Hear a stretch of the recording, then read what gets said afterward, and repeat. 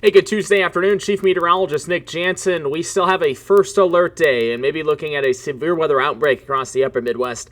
That is coming up on Wednesday, June 10th. That's what we'll discuss here, kind of our threats and timing.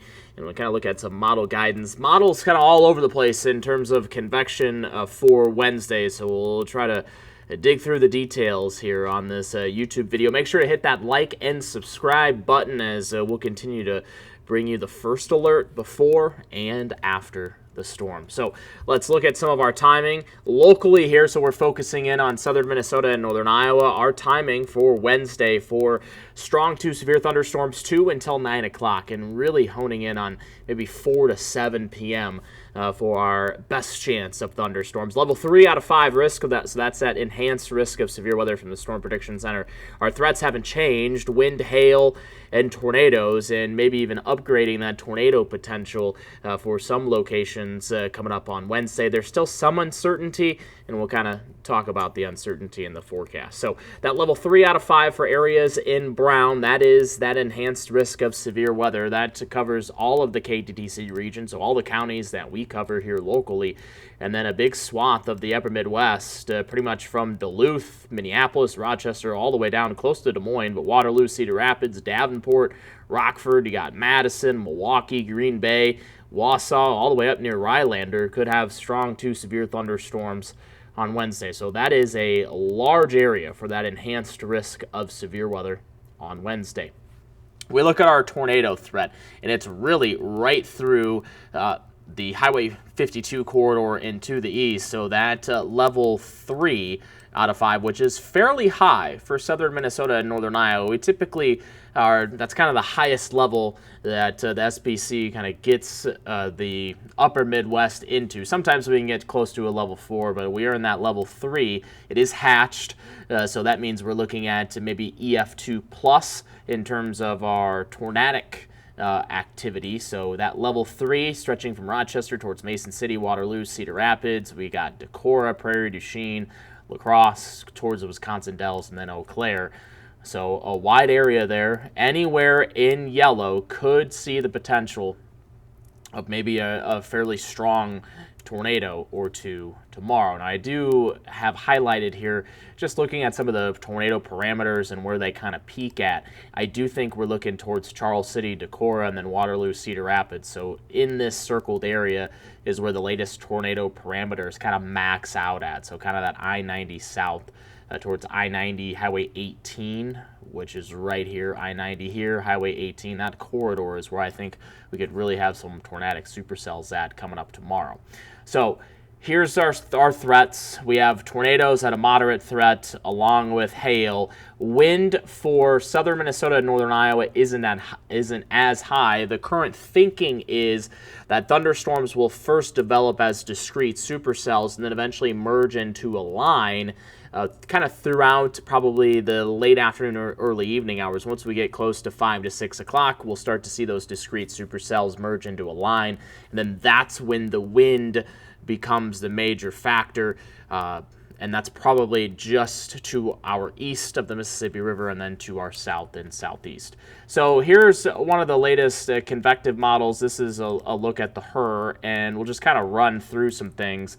So the first threat is out in the plains, and what will happen is this convection will then move into our region by early on Wednesday morning. So I actually wake up from some thunderstorms maybe early on Wednesday morning. So as we progress here that line starts to form out to the west, and this is late tonight at 9:30. So all the severe weather well to our west, but then notice as we move into early tomorrow morning, and we can kind of zoom in to our region here. So just locally, we start to have showers and thunderstorms by about 3 to 4 o'clock in the morning. Now, not super widespread. It's kind of unknown if these storms will kind of develop kind of farther down to the south and southeast. Kind of have to wait and see if we do end up having some thunderstorm activity farther to the southeast of Rochester. So Preston, Decorah, maybe we could have some thunderstorms tomorrow morning. Right now, the HRRR model keeps it a little farther to the to the north and northwest of I-90. Those thunderstorms progress out of the region, and then by 7 o'clock in the morning, notice we are dry. So the big thing will be, okay, so if this rain moves in with some cloud cover, will that limit our ability to destabilize the atmosphere into the afternoon? So we'll progress this here, and maybe we have a few little light showers by about 10 o'clock in the morning.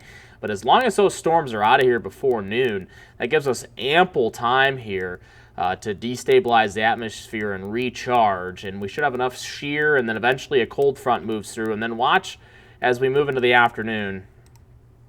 So here's at 2:30, and this would be what I'm most concerned about are these discrete cells that start to form, and they should have enough shear, meaning rotation in the atmosphere, to then produce maybe some tornadoes.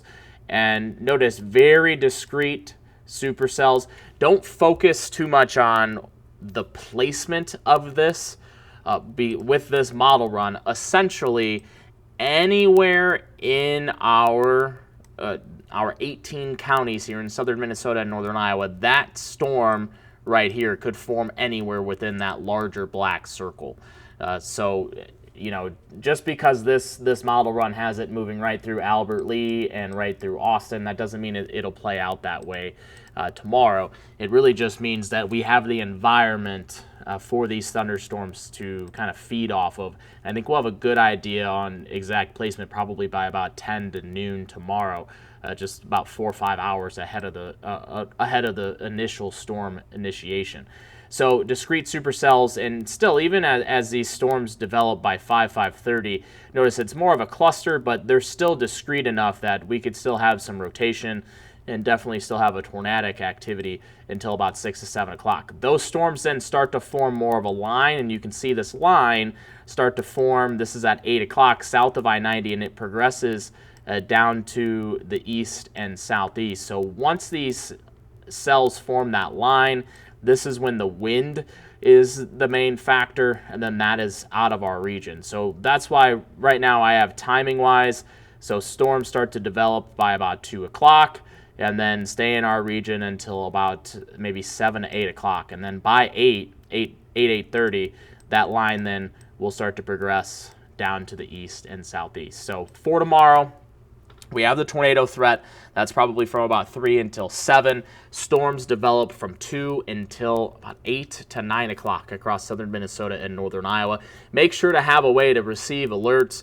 It's a little bit different in terms of our timing. It's not your typical. You might be heading home from work and whatnot tomorrow, picking the kids up, whether they're at daycare or whatnot. So just make sure to have a way to receive alerts. We'll have a morning update here on YouTube and on all of our social media platforms early in the morning, and then updates throughout the day tomorrow too as we continue to give you the first alert. Make sure to hit that like and subscribe button, and we'll continue with some more of these in-depth forecast discussions.